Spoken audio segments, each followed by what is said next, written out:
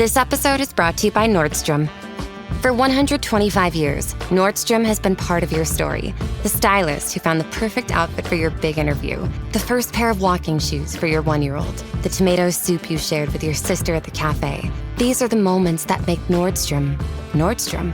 Big or small, we're here for all of it. Celebrating 125 years with new moments still ahead. Discover it all in Nordstrom stores and at Nordstrom.com. Propel Fitness Water. With Gatorade electrolytes, zero sugar, and vitamins, Propel hydrates better than water to help you get the most out of your workout and get back to your best self. What propels you? Propel with Gatorade electrolytes. This episode is brought to you by PayPal. You had plans for the last days of summer. And back-to-school shopping has its own plans. School supplies, dorm essentials, your list doesn't stop. Neither does the spending. But when you pay in 4 with PayPal, you can pay over time. No interest, no fees. Check out with PayPal and get back to summer. Subject to approval. Learn more at paypal.com/payin4. PayPal Inc. NMLS 910457. From the Fifth Quarter Studios in Madison, Wisconsin, you're listening to Coach Unplugged. And now, your host, Steve Collins. Hey everybody, welcome to Coach Unplugged. I'm so happy you decided to join us today. Before we jump into the podcast, I'd like to give a big shout out to our 2 sponsors. First of all, Dr. Dish, the number 1 shooting machine on the market. We own 3 of them, and I can tell you personally, even before they became sponsors, their customer service is second to none. Every time I've had any issues with any of my machines, going back to the way old ones, they've always taken really good care of me. Also, go over and check out teachhoops.com. Oh, and mention us, and they'll give you $450 off. Mention Coach Collins or Coach Unplugged, they'll give you $450 off. Also, go over and check out teachhoops.com for coaches who want to get better. We always tell our players that they should be working on their craft. I challenge you to work on your craft. Come over, join a community of like-minded coaches who want to make this game better. It's the reason I started Teach Hoops, is to help pay the bills for all these podcasts, but even more importantly, to give back to this great game that has given me so much, and to set up a roadmap for you to be successful, not only on the court, but off the court. And we offer a 14-day free trial. So come over and kick the tires around, see if you like it. And let's head off the podcast. All right. Hey, Coach. Yeah, I've always got millions of questions. I'll just hit a couple of top ones and see what you got for me. Okay. I heard one of the podcasts that you were talking about how to handle a 1-2-2 aggressive half-court trap, about sending guys from the back, but I never got the specifics on that. Okay, so 1-2-2 or 1-3-1? 1-2-2. Okay.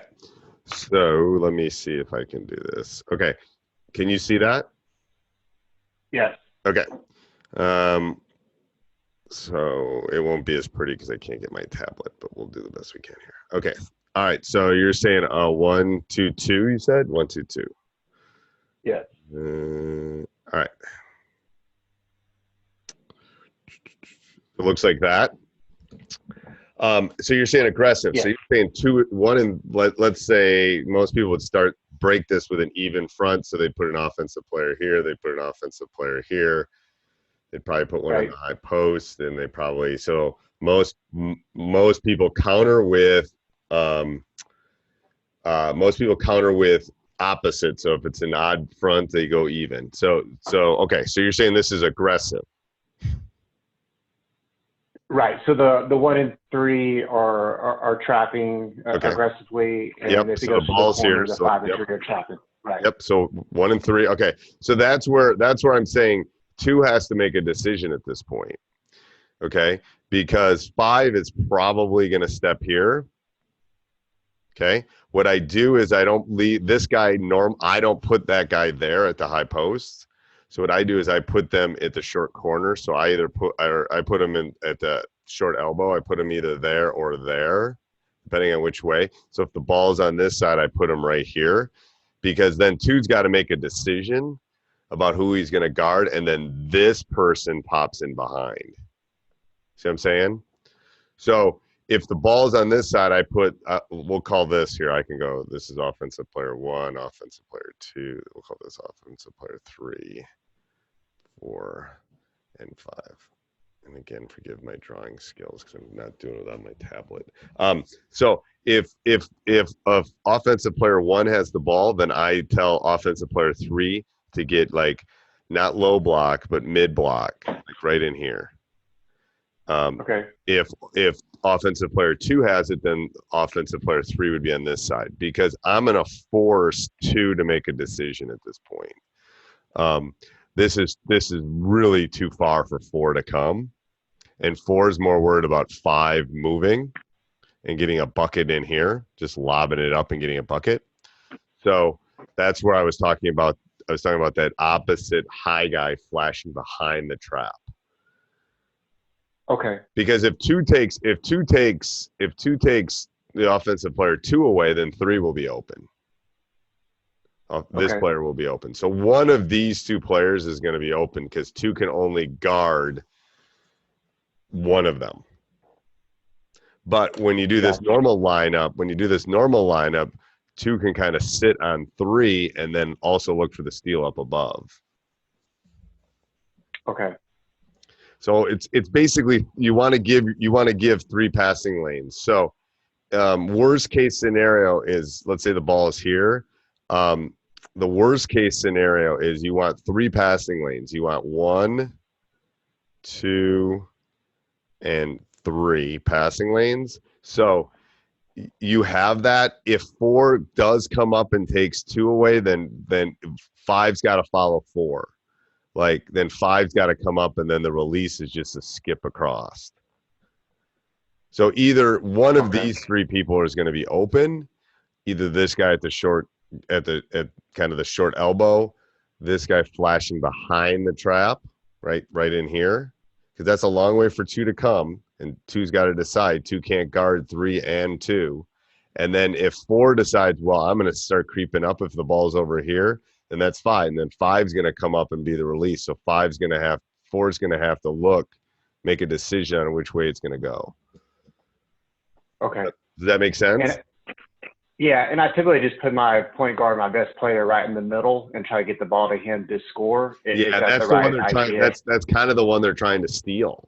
Right. Yeah. So you want somebody almost coming from behind it, because they're gonna go. They want to go for this steal and this steal up here, right? Because then they can go get a layup in the other direction. So 2 is going to be the aggressive one, but 2 is going to have to make a decision. If the ball's over here with 2, then 3, then this one tends to be the other opposite guard tends to be the aggressive one.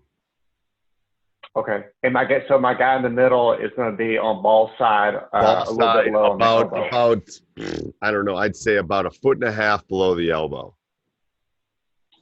Gotcha. Another one flashes behind, and then my other deep. Because think about it. So let's say the ball's here. Yeah. Let's say the ball's here. Who's going to guard this guy? Is 5 going to come up? If 5 comes up, that's great. You just pass it to 4. Right. And then that's a long way to go to trap again. If 5 takes 4 away, which they normally do, that's the easiest pass. That's the one they want. They want to make that pass and the cross pass. So usually that one's taken away. Well, then this person's just going to have to step up and find an open space for them to see you, and then you're off to the races. Because if 3 catches the ball like right here where I'm drawing that X, who's going to – I mean, it's either going to be 5's got to stop them, or, if 5 stops them, then 4 is going to get an open shot. Right. And then your other guy too is flashing behind. And this is the key, that flash behind. Most people don't flash behind the trap. When you flash behind the trap, it's really hard to defend. Gotcha. No, that's super helpful, because I'm just putting my guy right in the middle. Yeah, and they just stand there. They just stand there. Right. Yeah, and then it's just it's too easy to defend. I always tell them 2 or 3 count, and then you got to get out of there. Okay. So these 3, they can interchange too. Does that make sense? Makes perfect sense. Okay, perfect. Am I good at ripping through a few other ones? Yeah, go right ahead. You're the only one that shows up today. Everyone must be at a picnic or something today, so it's all cool. I'll keep ripping through it.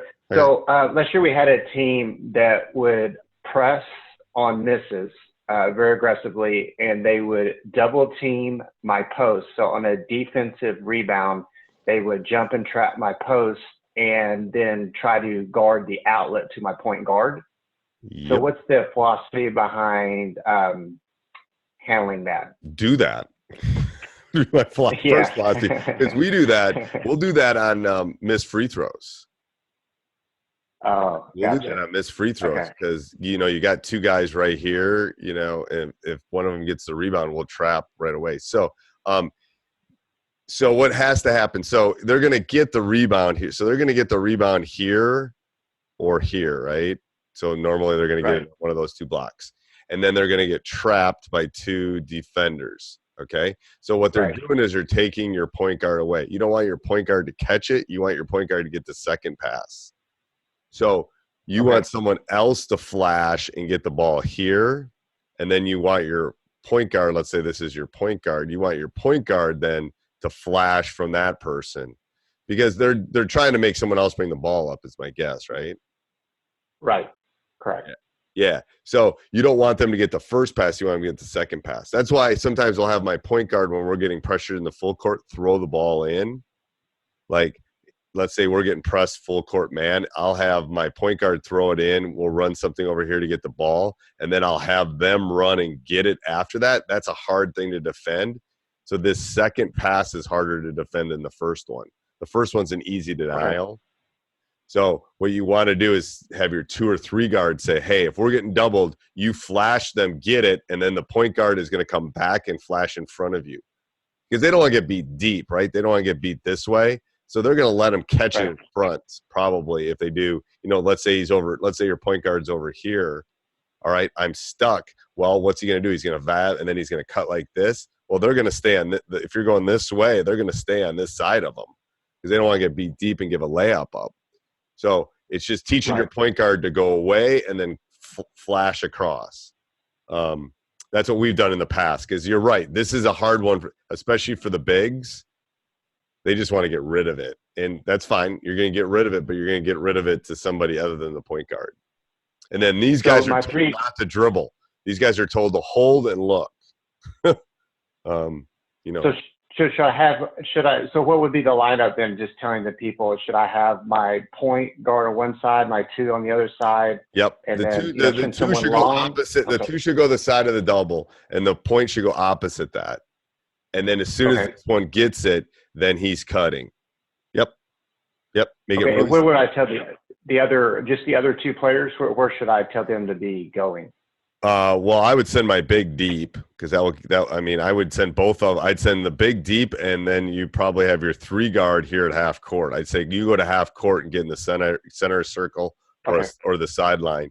Get out of the way because you don't want them around at that point. But the problem is they've got 2 guys here, so they only have 3 defenders left.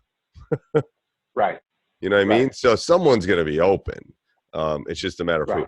And then I would tell my big, I'd rather have them eat the ball than turn it over at that point. Literally, like I'd rather have your football eat it than make the bad pass because this is a horrible pass if it's turned over because it's a layup kind of thing. So that's where I work on. I work on breaking windows. Above the shoulders. Kind of breaking. Pass fake logo high. You can always pass over the ears or pass over the top of the head. It's virtually impossible for somebody to get their hands up.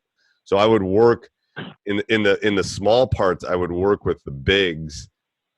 This is a great drill. You could do this as a drill too. Like, okay, what do we need to work on? We need to work on when they're getting doubled. Great. We're going to double the big. We're going to throw the ball off the board. Big's going to get it. We're going to double them. And then we're going to work on, going 3-on-3 at that point or 2-on. We're going to work on our break, getting the ball up, and let's. So I would incorporate a couple things. You could work on your trap. You could work on like big getting doubled because you want them to get that feeling so they don't freak out. This is used often, at least at our level, at the high school level, is used to kind of get them to panic. Like we're not used to getting doubled right away when we get a rebound. So that's and most coaches run it to try to get a couple turnovers and a couple layups, a couple easy buckets. Okay. Cool. So I would definitely incorporate that into practice, like so the bigs know what it feels like to get doubled. And then if you know the football coach, I'd go get some football pads, those big pads, and Right. bang them. You ever see those big? Right. You can get them at You're Dick's right. or whatever. Yeah, yeah. So I'd have those two guys, so they're not following them all over. I'd have them banging them, just so he gets used to that feeling. Okay. So you can't exactly do it, but you can get close to it. Okay. Cool. That's great. Okay. The next question I had is, when calling a timeout, especially towards in the game, but I guess any time, how many, so I always try to give a zone, if I'm running a quick hitter, a zone quick hitter, and a man quick hitter. But also, if the other team decides to jump to a trap or something like that, do I also need to remind them of what our kind of press break or release style is? Do you understand what I'm saying? Like, how much information do you give people when you're at a timeout? Okay, because it's probably a big. Okay, so I try to find something that works against man and zone. That's the first thing. You can't get something that's going to work against everything. You just want to put kids in the right position so that they can create some space and openings. That's the first thing. You really, especially in a big game, if you haven't done it before, it's going to be hard for them to do it. So I would make sure you practice it. Have that 1 or 2 plays, and once or twice. Because if you can remind them, hey, we're running Phoenix. We got this. Here's what we're going to do. Here's all our looks. If they're in zone, we're going to get this look. If they're in man, we're going to get this look. Here we go. Break. I wouldn't worry about them. If they trap, what you do is in practice before that point, if they trap, that's an attack mode.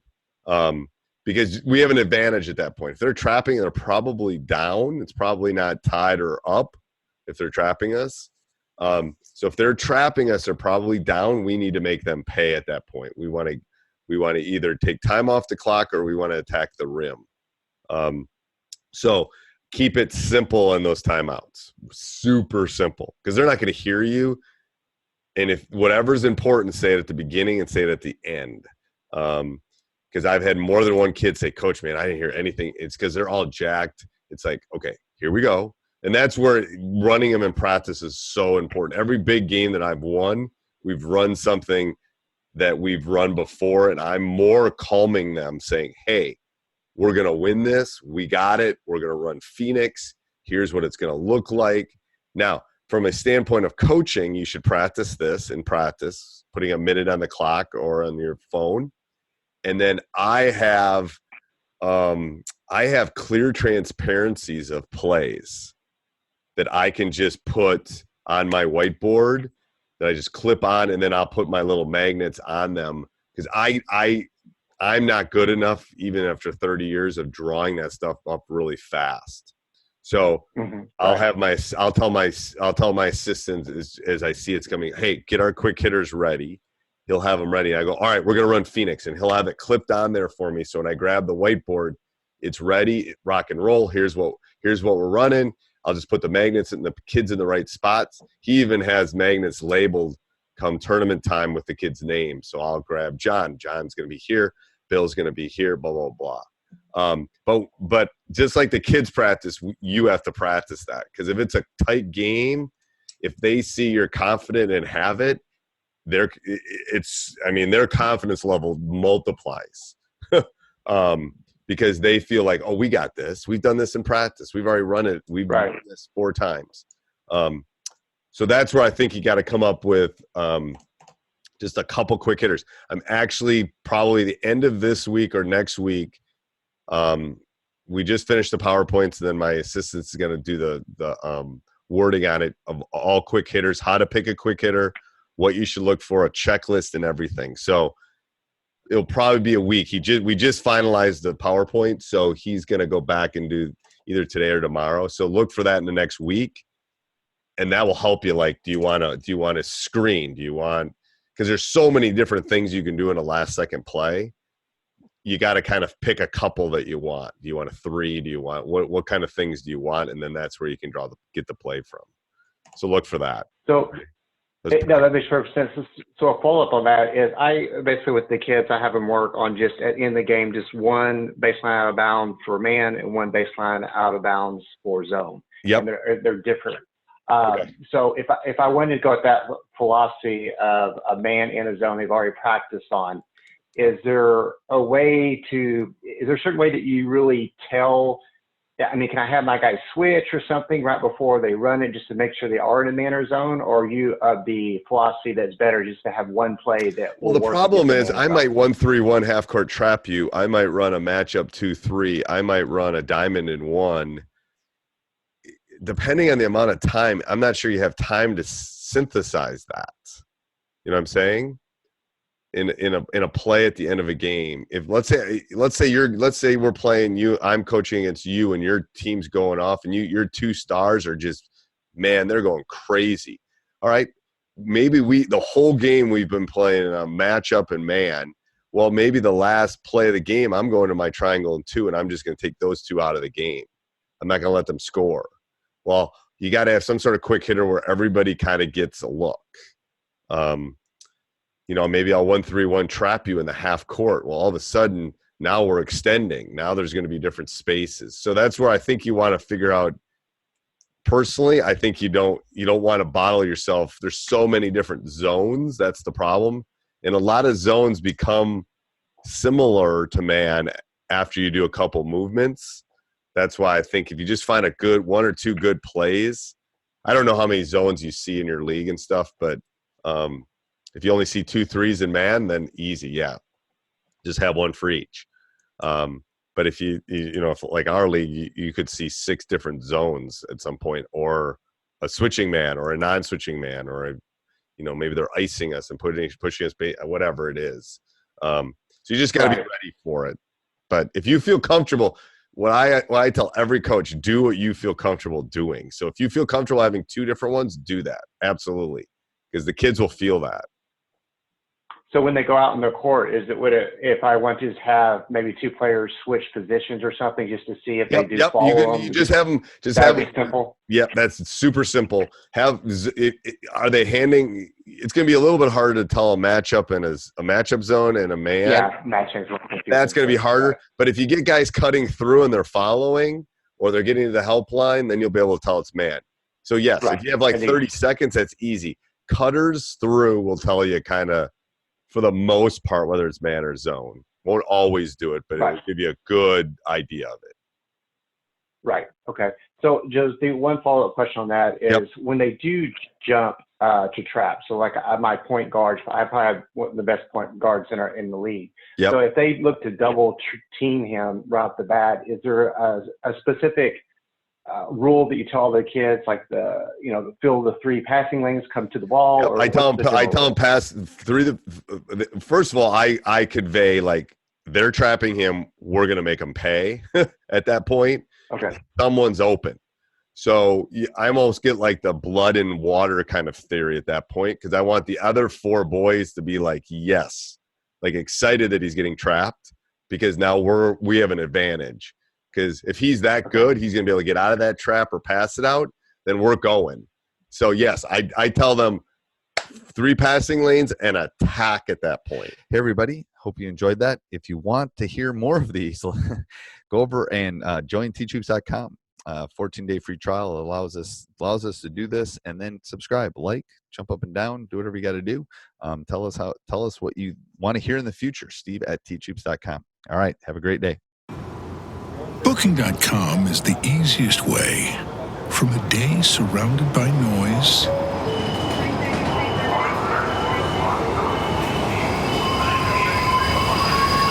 to a stay surrounded by nature. That's nice. Go on, book it. It's easy. Booking.com. Booking.yeah. NFL football season is here, which means when you switch to Verizon, it feels like touchdown, because you get NFL Sunday Ticket from YouTube on us when you buy an eligible 5G phone on select unlimited plans, which means you can watch every out-of-market game every Sunday afternoon, and it's all on us. Now that's the Verizon way to kick off the NFL football season right. Switch and get NFL Sunday Ticket from YouTube on us, only with Verizon.